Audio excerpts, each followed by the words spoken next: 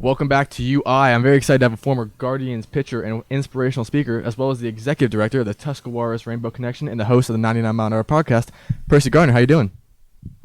I'm doing good, man. Thanks for having me on the show. I know you've been trying to get me on here for a while. Sorry, but we're finally Hey, here. all good. The fact that we're here, that's all that matters. So, yeah, you're definitely somebody I wanted to talk to you for a while. You're somebody who, we talked a few months back about certain things about the whole, how to do this properly, and it really helped me out going forward. I really kind of changed the way I looked at this whole, industry and podcasting and going about how the way I go about it. So I really appreciate that. That conversation a couple months ago really helped. I just want to say thank you first and foremost. Oh Um, yeah, no problem. When it comes to technology and stuff, I enjoy helping when I can. yeah, it's awesome. It really is.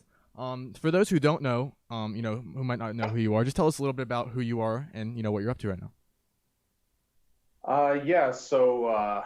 You know, a young man from Dover, Ohio, who I guess values my faith in sports and family and giving back to my community because I believe I got where I was because of my community, my teachers, my coaches, Mhm. parents of friends, pretty much everybody has poured into me in my life growing up, and I think it's my mission now to return that favor and bring positivity and a smile as much as I can, and just be kind because I feel like it's lacking in the world right now. I couldn't agree more. The world's a crazy place. It needs positivity any way it can get it. So growing up, obviously sports was a big part of your life. You went to Ball State, but from what I understand, baseball, which ended up being, which got you, to the major leagues. That wasn't your first love, if I'm correct. Well, if we're being correct, first love was basketball, but the sport I was best at was football. Okay. But yeah, football was it was just because in high school football was way more fun. That's why they made a movie about it, Friday Night Lights. It doesn't really get better than that. In high school baseball, not a lot of people showed up, even though it was free to get in our games. And then once I got to college, though, football was like a job, and baseball I had lots more fun. So yeah. So going to Ball State, how was your experience? You're going in, and you went, and football is obviously you said that's what you wanted to do, and then you transitioned. How easy and or slash difficult was that transition to go from football to baseball and kind of make that your main priority? Well, there were some benefits to it. For the most part, though, it was a tough transition because I hadn't thrown a baseball in almost 2 years, and they had already done their tryouts. So thankful to Coach Greg Beals, who just left Ohio State, Mm-hmm. but he was a coach at Ball State at the time. He allowed me to try out, even though they had already had their tryouts, and it was rough. He stuck with it and ended up paying off for both of us. Having a short, successful career at Ball State, but just I guess I built arm strength throwing the football daily. Mm-hmm. But obviously the mechanics are a little bit different, and just the ball in my hand felt weird. So if you ask any of the players of my teammates when I first tried out for the team, Mm-hmm. they definitely thought I was lying that I said I was good at baseball. So once they saw me, they're like, "What is this?" But I eventually was able to change their minds. Yeah, it's funny, as technology advances and more studies are done, especially now in the major leagues, you see more pitchers just throwing footballs just for velocity. Aaron Savale, who's a pitcher for the Indians right now, that was one of the things that he did, and it was more of an arm slot issue. It helped him, when he was throwing the football in the off season, trying to fix his arm slot, and it's been effective this year. So it's funny that you say that because how it felt weird, and that it might have helped you, if you didn't even know it. But so fill in the gap. You go from Ball State to a minor league program. How did that all happen? Fill me in. Well, it's kind of a crazy story. So if you take into account my tryout at Ball State, I was still playing football. I hadn't quit football at the time, but Coach Brady Hoke had decided to go a different direction at quarterback. So I said, I'm going to go play baseball. Mm-hmm. And they were trying to look out for me. They were like, okay, we're not sure how successful you'll be at baseball, but we think you should stay here and be the backup quarterback. Mm-hmm. But I really didn't want to do that. So, I wanted to play a sport in college. I didn't want to be on the sideline the whole time. Mm-hmm. That trial, like the first 5 days, I literally couldn't throw the baseball. 60 feet. I was trying to play catch with the assistant coach on the first day. And after a lot of my throws, they just had me throw into the net the rest of the week because it was pretty ugly. And that's where I was referring back to. I was telling a lot of baseball players in class because I had them in class, and I'm like, hey, man, I was pretty good at baseball. I'm thinking about trying out. So when they finally saw me, they were like, what in the world? But eventually, they gave me the opportunity to throw off a mound. And I guess that changes a lot, just to go to show that throwing off the mound is completely different than throwing flat ground. 100%. And once I got off that mound, the first pitch was in the strike zone, and they were holding the gun up behind me, and they started laughing, and I was like, "Come on, man! Like, don't laugh at me, dude. I'm not throwing anymore." They're like, "No, keep throwing, keep throwing." So I want to say it was like either 6, 7, or 8 pitches. They were like, "Welcome to the team. You were 91 to 93," and I was like, "What?" Yeah, it was crazy. So that's how I got the job at Ball State. And then the biggest thing that happened was playing against undefeated 7th ranked team in the nation, Louisville, who had probably like 8 or 9 All-Americans. Yeah.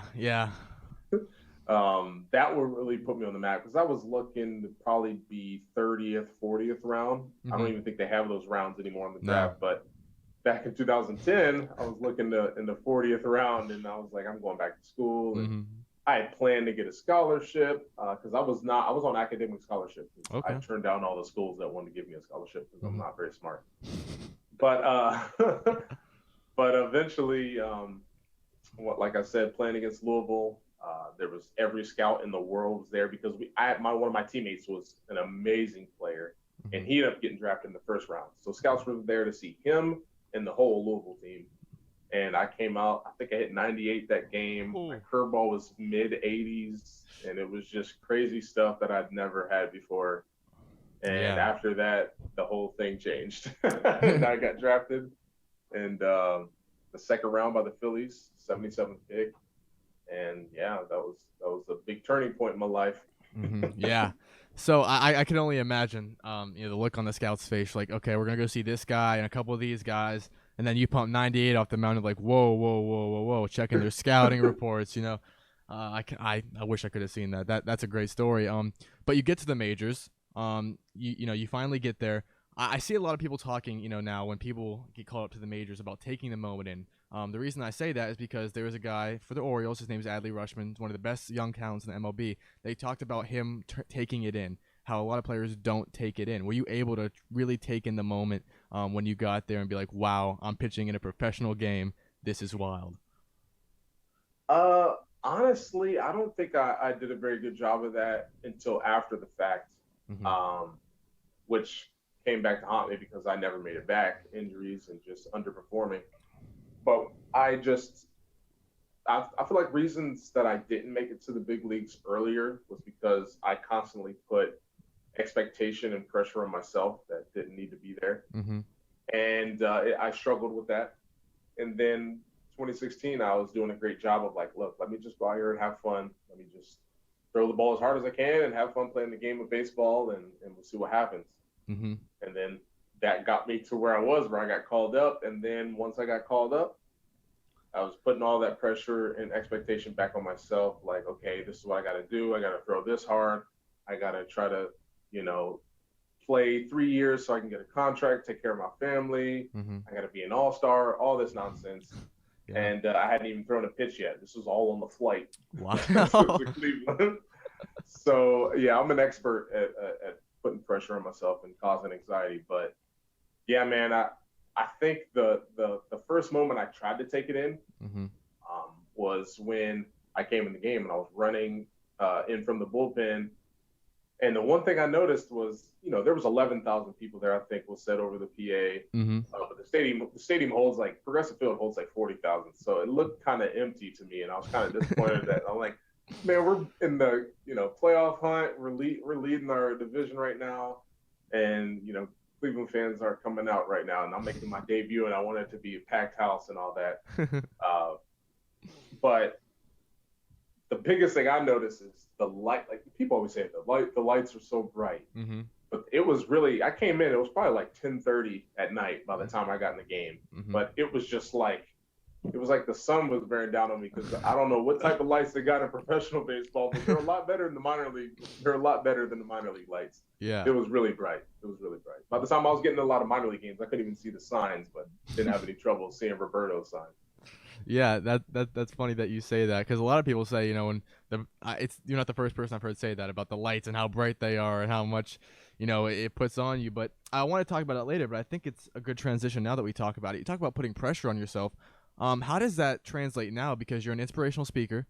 How does that translate now to telling others, whether it's in just daily life, not to put that kind of pressure on yourself? Well, I believe, a lot of people are built different. Mm-hmm. Some people can thrive, but I would say most people, that's not the ideal conditions where you're constantly just, Mm-hmm. you know, making things harder for yourself than what they really are. It's just because as people, we don't look at situations, our perspective isn't accurate. Mm-hmm. Fear comes in here and we start thinking about what other people are thinking. And uh, when you start doing that, it really, it clouds your judgment and clouds your ability to actually see what's going on. Mm-hmm. So when I speak about adversity or whatever it is, mental health, talk about my experience and how it was, I'm very upfront, honest, and vulnerable because I think I don't want anybody else to go through what I went through because there were some points in my career where I felt like Space Jam, like I put my hand on a baseball and all my Mm-hmm. talents were gone. So I just want people to realize, like, look, you're not the only one who feels this way. Mm-hmm. Do not undersell how you're thinking, how you're feeling. It's very important. That's what I did. I'm like, okay, I'm a man. I can't be thinking like this. I gotta have confidence. Yeah. But the funny thing is, when I go to speak socially, like I couldn't be more confident. I feel like I know I'm a positive person. People tend to enjoy my company, and I love people, so it kind Yeah. of works both ways. But from my standpoint, just obviously life is serious, Yeah. but do not put too much pressure on yourself to perform, to appease people, to just think about you and your family and your loved ones, and realize that they're going to love you, and God, they're going to love you no matter what. Mm-hmm. So at the end of the day, that's all that's important.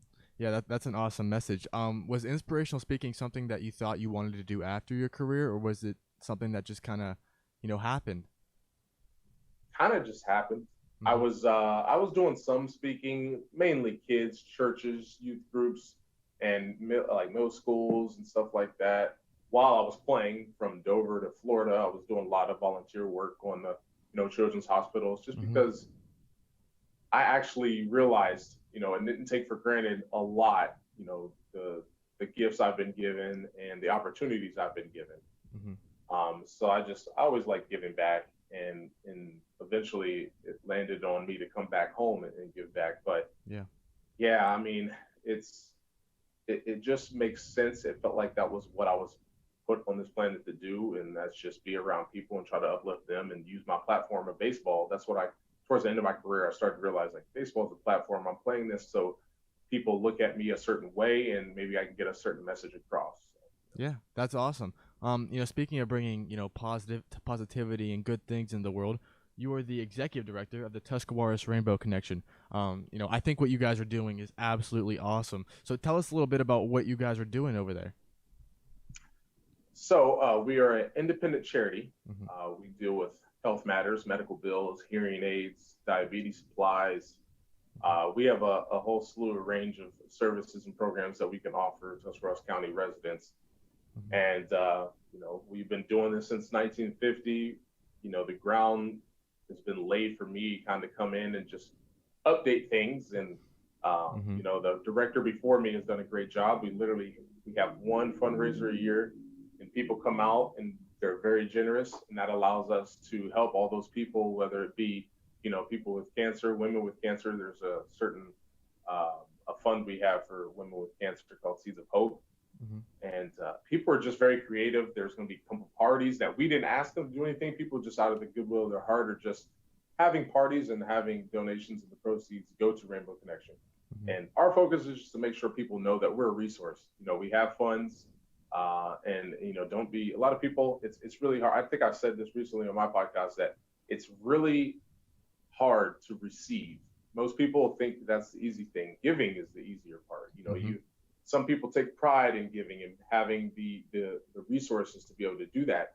And a lot of people who receive, they are looked down upon. So it's, if you're a kid receiving something because maybe your family isn't well off, you Mm-hmm. kind of want to avoid that in class, because students might look at you a certain way, same as adults. And but I encourage people, like, look, if you're living in Tuscarawas County, Rainbow Connection is a resource no matter what it is. If you have an issue paying something or financial issues, give us a call. If we can't help, we'll get you in the right hands. So Yeah, it's very positive work, and I love it. yeah, that's awesome. I think what you guys are doing is great, and I'm happy that you mentioned your podcast, because that's kind of the next thing I want to talk about. How did 99 miles an hour happen? Was a podcast something you always wanted to do, or was it like, I like podcasts, I think I could do my own, and yours is obviously very successful. And talk about how you started it and how it's starting to take off, because I love it. Well, it wasn't always a plan to do podcasts. I love YouTube, and I wanted to make YouTube videos, Mm-hmm. and I kind of was always afraid to do it and just never did it, until 2020 happened, when I was working with this church, and trying to update some of their technology in their building.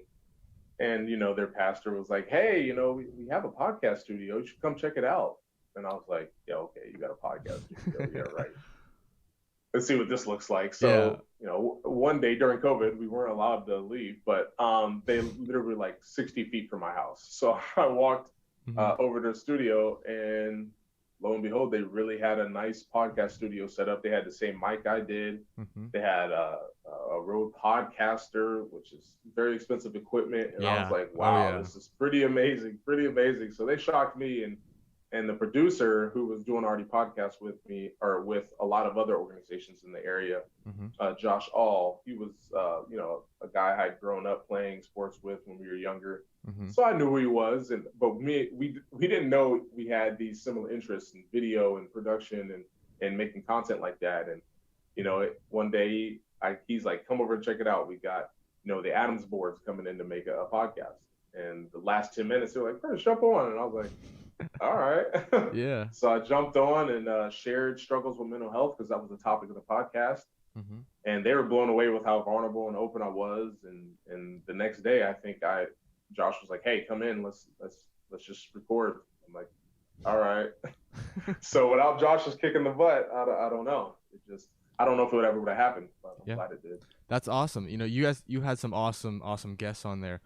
One in particular that I have to talk about, because I couldn't, turn off the episode once I started it, was the Tristan McKenzie episode. I learned a lot about Tristan in that episode from certain things. What was it like to talk to him? Because I didn't realize, certain things about Tristan until watching that.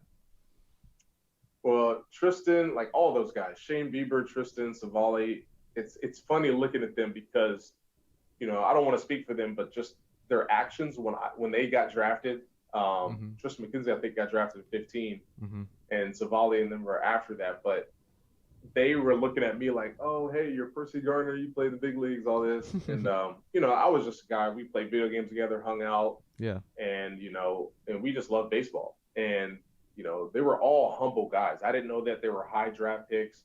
I didn't know that they had gotten large signing bonuses. I didn't know that their future was so bright and to turn out the way it is now. But it was funny to have them on a podcast, because they're just hard workers. They love baseball, and they want to do what's right. They're looking to be positive, role models for kids. And I don't think you're ever going to hear anything bad about any of those guys. I wish them the best. Mm-hmm. Tristan was amazing to have on the show. We share a lot of things in common, so it was fun to get to talk to him in that capacity. Yeah. You also have a lot of business, CEOs of companies. Is that something that you're interested in? Because I see a reoccurring theme of that on your podcast, and I always find it interesting to hear CEOs talk about their business, because I personally love that kind of stuff. The whole business side of handling things, and how to handle a company from finances to marketing. Is that something that you were aiming at these past couple episodes? I kind of just, and it may be to my detriment, but because I think YouTube favors when you pick a certain niche. But for me, I just like, talking to a different type of person pretty much anytime I can, so I can learn as much as I can. Mm-hmm. And I love leadership, and I used to kind of not shy away from it, but I wouldn't seek leadership. I would just kind of be like authentically become the leader of maybe my team just because of the positions I played as a quarterback and stuff like that. It was kind of just built into the position. And I'm very outgoing and I love speaking. So, which we talked about. So that kind of just throws you into the leadership group automatically. And it was never intentional. But, once I came back to my community of Dover, I just felt the tug and pull that, hey, this is something that, I should do. And that's when speaking became a focus. And that's when, I started to learn about different people. I started listening to different podcasts and I started realizing like this leadership thing it's a lot deeper than I thought. So I sought out all these books and then when the podcast came up, I was like, look, I want to interview, athletes, business owners, people who market because, sales and marketing is like it's the backbone of every business. Yeah. And I just love talking to those people, seeing how, what makes them tick, seeing how they get to where they are and maybe help some of the people in the audience and also helping me, selfishly, I like to ask a lot of questions that I may be struggling with to help me in my business. Mm-hmm. So you talk about coming back to Dover. Obviously you're from Dover. Did you feel the need, to come back to help your community? Is that why you came back, or did you want, because you have children, did you want your children to grow up in the same area that you did, or what was the decision to come back to Dover based on? Well, the decision was pretty easy for me. It was my wife that needed some convincing. I knew that Dover had a great educational system. Mm-hmm. I knew it was, a safe area to raise a family, a great place to raise a family. I knew a lot of people that were back here. And like I said, the amount that they poured in me, I didn't feel like they needed me to come back. It was just something I wanted to do. Mm-hmm. Dover has been, a place that, it's not going to pop up on your Google Maps if you're looking for a place in Ohio to move to. Mm-hmm. But people who know about it understand that, hey, it's a great place to live. Mm-hmm. You're pretty much in arm's reach of pretty much everything you need. Yeah. And, not a lot of traffic. Mm-hmm. And I like the prices of homes here compared to California, Philadelphia, and stuff like that. Yeah. So, Yeah. yeah. I just had to convince my wife to say, hey, like, let's just go back home. It's a great place. Mm-hmm. We don't need to take a chance at another spot. Yeah. So, at the end of each episode, I've asked Dave Sims this and Dan Sarmiento, and I interviewed Gab Gowdy earlier. I always ask, if somebody wanted to do the same thing that you are, and try and replicate what you're doing, what piece of advice would you give to that person? Go through as much adversity as possible. Now, I wouldn't say that, but I would say just when you are going through something, just look at it as, okay, what can I get from this? Like, what can I learn from this situation? Mm-hmm. And, just, I'm not saying like be in denial and say, hey, this is a great thing that's happening to me. Mm-hmm. Like, we all go through things, and don't downplay what you're going through because you may think someone else has it worse. Mm-hmm. It's all relative. It's all from our perspective. So if something comes through and you're really feeling it, and don't be afraid to talk to somebody and have, a mentor or someone that you can confide in and talk to and have deep conversations, because it's becoming, a world where no one really wants to talk about things and empathize with another human. Mm-hmm. And it's almost like, that was my focus. I always wanted to kind of put myself in somebody else's shoes, have conversation. You should hear the conversations I had in bullpens with different people from around the world to, Mm-hmm. Around the United States. Mm-hmm. It was always a time. It was always a learning experience. And I guess if I could sum it all up with all that garbage I just said, it was to be just look at everything as a learning experience and try to get out what you can and then use it moving forward. Awesome. As always, you can find Percy's links in the description below, as well as his Instagram and Twitter in the top right-hand corner. Percy, thank you so much for stopping by today. I appreciate it. Thanks for having me, Trey, man. I'm going to start checking your show out, too. I did check out the episode with Dave Sims. I liked it, like Th- what you're doing. And Thank you. the biggest thing I'm glad is you're not, struggling with the fear factor. You're just going out there and doing it and making content, and that's how you get better. So, Thank you so much, my man. I appreciate it. all right, you All have a right. good one. You too.